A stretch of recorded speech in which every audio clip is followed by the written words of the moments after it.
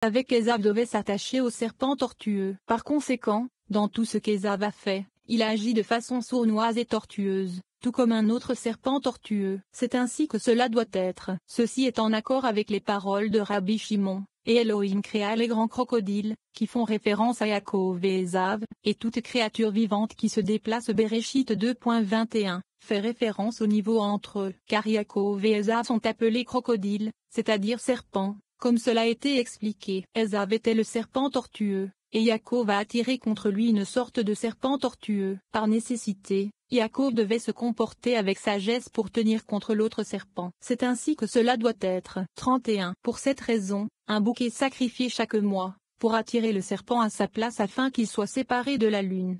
La Nukva de Zahir Ampin, dont la lumière a été couverte par le talon d'Ésav. En outre, un bouc doit être sacrifié à Yom Kippour. Ceci est fait avec sagesse, afin de contrôler le serpent, pour qu'il ne puisse pas faire le mal. C'est le sens du verset. Et le bouc, Ser, portera sur lui toutes leurs iniquités. Vayikra 16h22. Ceci fait référence à Ésav, qui est poilu, Ser. Tout cela a été fait avec sagesse et intelligence. Pourquoi? Parce qu'il est écrit, et avec les pervers tu te montreras subtil. Tezillim 18h27. C'est le serpent maléfique, l'esprit tortueux, sage dans la méchanceté, qui accuse en haut et incite en bas. 32. C'est pourquoi les enfants d'Israël s'empressent de le traiter avec une sagesse sournoise, afin qu'il ne puisse pas causer le mal et régner. C'est pourquoi Yaakov, qui est imprégné de la vraie foi, a traité Ésav dans tout ce qu'il a fait afin qu'il n'y ait aucun endroit où ce serpent puisse souiller le temple, ou s'en approcher et ainsi dominer le monde. Ainsi, Abraham n'avait pas besoin de se comporter de manière sournoise, et Yitzhak non plus, car Ésav, qui était du côté du serpent,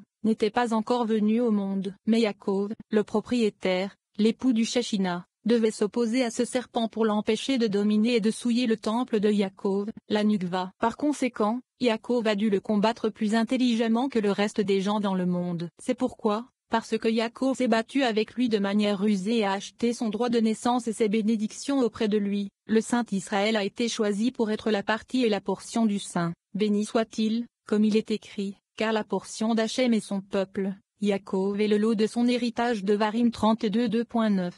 5. La fête des justes dans le futur à venir. Ici, les rabbins discutent de la forme des choses à venir, le moment où le Créateur ressuscitera les morts. La discussion porte d'abord sur la nature physique de cet événement, puis explore la question de la place de l'âme au ciel, ainsi que son déplacement dans un nouveau corps qui ne sera plus fait de poussière. Le festin que le Créateur préparera pour son peuple est décrit dans tous ses niveaux de signification, de la nourriture et de la boisson banale au repas de la splendeur céleste. Ce repas, nous dit-on, ne comprend aucune nourriture ou boisson physique, et c'est le genre de repas que Moïse a mangé pendant ses 40 jours et 40 nuits avec le Créateur. Nous apprenons également qui prendra part à chaque type de repas et ce qui les compose. Le passage se termine par une vision inspirante de l'avenir, qui est décrit comme engendrant le rire et la joie dans le monde. La pertinence de ce passage, comme d'habitude, la sagesse du Zohar concerne à la fois les domaines cosmiques et personnels. La fête céleste de la joie qui nous attend dans le futur peut être goûtée aujourd'hui par une lecture réfléchie de ce passage. En outre,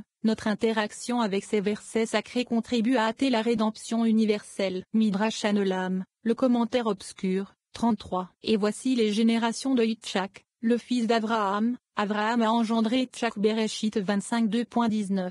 Rabbi Yitzhak a commencé la discussion avec le verset, les mandragores donnent un parfum. Shor Hashurim 7h14. Les sages ont enseigné que dans le futur, le Saint, béni soit-il, ressuscitera les morts et secouera la poussière sur eux. En conséquence, ils ne seront plus faits de poussière, comme ils l'étaient lors de leur première création à partir de la poussière, qui ne dure pas, comme il est écrit. Et Hachem Elohim forma l'homme de la poussière du sol. Bereshit 2.7. 34. Dès qu'ils secoueront la poussière de leur corps, ils auront un corps durable, comme il est écrit, secoue-toi de la poussière, lève-toi et assieds-toi. Jérusalem Yeshaïa 52 2.2. Ils endureront et se lèveront de sous la terre pour recevoir leurs âmes dans la terre d'Israël. À ce moment-là, le Saint, béni soit-il, répandra sur eux toutes les sortes de parfums qui se trouvent dans le jardin d'Éden, comme il est écrit. Les mandragores donnent un parfum. 35. Rabbi Yitzhak dit, ne le prononcez pas du d'un mandragore, mais plutôt d'odim amoureux. Il s'agit du corps et de l'âme, qui sont amants et amis l'un de l'autre. Rav Nachman a dit, ce sont de véritables mandragores. Comme les mandragores apportent l'amour dans le monde, ils créent l'amour dans le monde, et ils dégagent un parfum. C'est ainsi qu'ils connaissent et reconnaissent leur Créateur. 36. Le verset, et à nos portes. Shor Hashurim 7h14, fait référence aux portes du ciel, qui sont ouvertes pour faire descendre des âmes pour des cadavres. Toutes sortes de fruits de choix désignent les âmes, nouvelles et anciennes désignent celles dont l'âme les a quittées il y a des années et celles dont l'âme les a quittées il y a quelques jours seulement. Ils ont mérité, par leurs actions habiles, d'entrer dans le monde à venir. Tous sont destinés à descendre simultanément pour entrer dans les corps qui leur sont préparés. 37. Rabbi Asha bar Yaakov a dit qu'une voix divine a résonné, disant, du nouveau et de l'ancien, que j'ai mis en réserve pour toi, ô mon bien-aimé Shor Hashurim 7h14. J'ai mis en réserve pour toi, dans ces mêmes mondes. Pour toi, signifie à cause de toi, parce que tu es un corps saint et pur. Une autre explication est que ces mandragores sont les anges de la paix. Donner un parfum fait référence aux âmes, au parfum du monde. Donner signifie permettre, comme il est écrit, et si on ne voulait pas permettre à Israël Bemidbar 21h23. 38. Rabbi Yehuda dit que 3 classes d'anges tutélaires apparaissent au début de chaque mois et à chaque Shabbat pour escorter l'âme jusqu'à son lieu d'ascension. À quoi fait référence le verset et à nos portes? Il y a toutes sortes de fruits de choix. Rabbi Yehuda a dit, ce sont des corps qui se tiennent à l'ouverture des tombes pour recevoir leurs âmes. Et Duma offre une note de calcul, et proclame, maître de l'univers, ancien et nouveau, ceux qui ont été enterrés il y a longtemps, et ceux qui ont été enterrés il n'y a pas si longtemps. Tout cela je les ai mis de côté pour toi, pour en tenir compte. 39. Au nom du Rav, Rabbi Yehuda a dit que dans le futur, le Saint, béni soit-il, se réjouira avec les justes, et laissera sa Shechina habiter parmi eux. Tout le monde se réjouira de cette joie, comme il est écrit, qu'Hachem se réjouisse de ses œuvres. Tezillim 142.31. Rabbi Yehuda a dit qu'à ce moment-là, les justes créeront des mondes et ressusciteront les morts. Rabbi Yosi lui a répondu, nous avons appris qu'il n'y a rien de nouveau sous le soleil. Kohelet 2.9. Rabbi Yehuda répondit, venez écouter. Tant que les méchants sont dans le monde et se multiplient, le monde entier ne dure pas, mais lorsque les justes sont dans le monde, il dure. Et dans le futur, ils ressusciteront les morts, comme il est écrit, des vieillards et des femmes âgées habiteront encore dans les rues de Jérusalem, et chacun aura son bâton à la main pour un âge avancé. Zacharie 2.4. 40. À ce moment-là, les justes atteindront une connaissance complète, car comme l'a dit Rabbi Yosi, lorsqu'Hachem se réjouit de ses œuvres, alors les justes sont destinés à saisir le Saint, béni soit-il, dans leur cœur, et la sagesse abondera dans leur cœur, comme s'ils le voyaient de leurs yeux. C'est le sens du verset, et l'on dira en ce jour-là, voici notre Elohim. Yeshaïa 25. 9. Et pour leur existence commune, l'âme se délectera du corps plus que tout, et ils auront la connaissance et la perception de leur maître, et jouiront de la splendeur de la Shechina. Tel est le bienfait caché pour les justes dans le futur à venir. Ainsi, et voici les générations de Yitzhak, fils d'Abraham, fait référence aux générations d'allégresse et de rire qui existeront à cette époque. Le fils d'Abraham est l'âme qui en est digne et qui est parfaite dans son ascension. Abraham a engendré Yitzhak, signifie que l'âme engendre la joie et le rire dans le monde.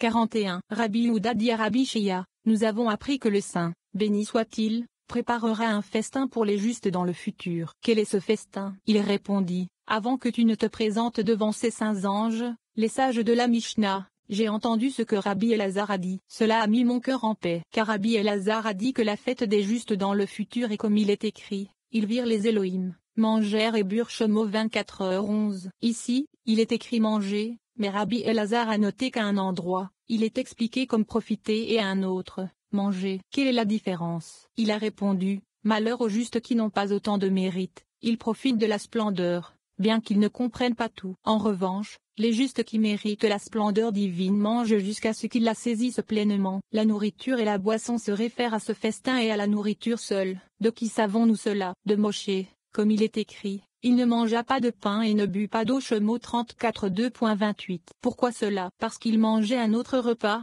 qui est la splendeur céleste. Le repas des justes dans le futur sera de cette manière. 42. Rabbi Yehuda dit que la fête des justes dans le futur est de participer à sa joie. Selon le verset, les humbles en entendront parler et se réjouiront. Teilim 34 2.3. Rav Huna dit que cela est compris du verset, mais que tous ceux qui mettent leur confiance en toi se réjouissent, qu'ils poussent des cris de joie. Teilim 5. 12. Rabbi Yitzhak a dit, les deux se produiront dans le futur. Rabbi Yosi nous a enseigné que le vin conservé en cave avec ses raisins, depuis les 6 jours de la création, contient les questions anciennes qui n'ont pas été révélées à l'homme depuis le jour de la création du monde. Elles sont destinées à être révélées aux justes dans le futur. C'est assurément leur nourriture et leur boisson. 43. Au nom de Rabbi Shalom, Rabbi Yehuda dit que si cela est vrai, qu'en est-il du Léviathan et du taureau, comme il est écrit? Certes, les montagnes lui apportent de la nourriture. Io 42.20. Rabbi Ozi a dit qu'il est également écrit, ce jour-là, Hachem, avec sa grande et forte épée, punira Léviathan, le serpent volant, et Léviathan, le serpent tortueux, et il tuera le crocodile qui est dans la mer. Yeshaya 27. Cela a été dit 3 fois, pour faire allusion au royaume. Le rabbin Tankshom ajoute qu'il n'y a rien à révéler de plus que ce que les sages ont dit. C'est assurément le cas. 44. Rabbi Tchak a dit, j'étais présent devant Rabbi Yoshua et je l'ai interrogé à ce sujet. J'ai dit que cette fête des justes qui aura lieu dans le futur,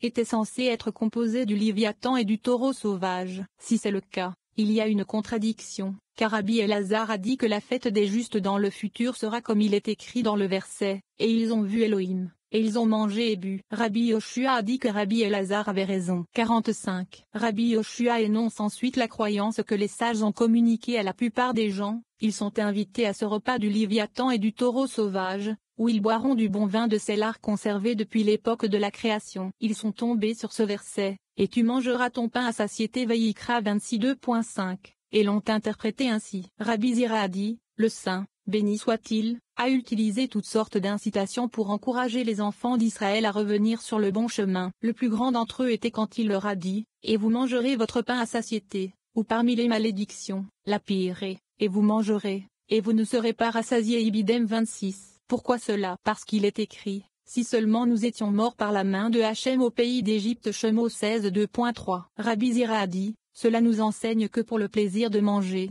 ils ont sacrifié leur vie pour mourir de leurs mains. Lorsque le saint, béni soit-il, a remarqué leur convoitise, il leur a dit, si vous écoutez pour observer les commandements, vous mangerez votre pain à satiété, afin d'apaiser leur esprit. De cette manière, les sages ont vu que l'exil se poursuivrait. Ils se sont appuyés sur les versets de la Torah, et ont dit qu'ils mangeraient et seraient joyeux au grand festin que le saint, béni soit-il, leur organiserait. Par conséquent, la plupart des gens dans le monde souffrent de cet exil en vue de ce festin. 46. Rabbi Ochanan dit qu'il ne faut pas contredire cette croyance, mais soutenir l'idée que la fête consiste à manger et à boire, car la Torah en témoigne dans le verset.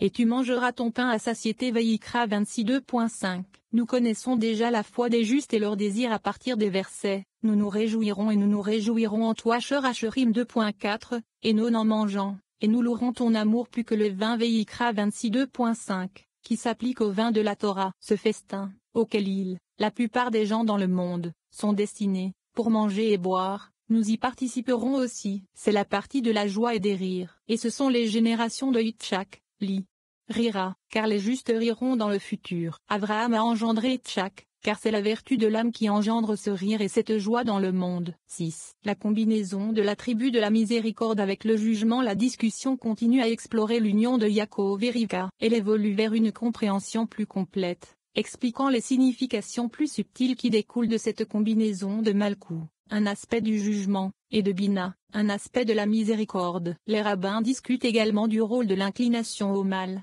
expliquant comment elle découle, elle aussi, du Créateur. Ils décrivent comment le mal est placé dans le cœur humain, discutent de sa nature formidablement durable et expliquent son rôle dans la reproduction. La création du mauvais penchant correspond en fait à la création du désir de recevoir. Ce désir de recevoir est un élément vital et nécessaire chez l'homme, car sans lui, le Créateur ne peut partager son infinie bienveillance. Pour que le partage ait lieu, il faut qu'il y ait un destinataire volontaire. L'ange Satan, cependant, manipule ce désir vital de recevoir en un désir de recevoir pour soi seul. Cet aspect supplémentaire de recevoir d'une manière égoïste est la racine de tout mal. Le travail spirituel de l'homme consiste à annuler l'influence de Satan et à exprimer notre désir de recevoir par le partage. La pertinence de ce passage: on raconte l'histoire d'un magnat arrogant qui jette quelques pièces d'or à un homme pauvre dans la rue. Le pauvre homme a de grands principes et refuse l'aumône condescendante. Le magnat est déconcerté et insiste pour que le pauvre accepte son cadeau. Le pauvre homme refuse. Au départ, le magnat était indifférent au sort du pauvre homme. Sa charité était plutôt un acte d'amour propre et hautain. mais maintenant le magnat est envahi par la culpabilité et l'embarras. Il supplie le pauvre homme d'accepter le cadeau. Voyant la détresse et l'anxiété que son refus provoque chez l'homme riche, le pauvre décide d'accepter les pièces d'or pour que son bienfaiteur se sente mieux. D'un point de vue kabbalistique, l'accueil du pauvre a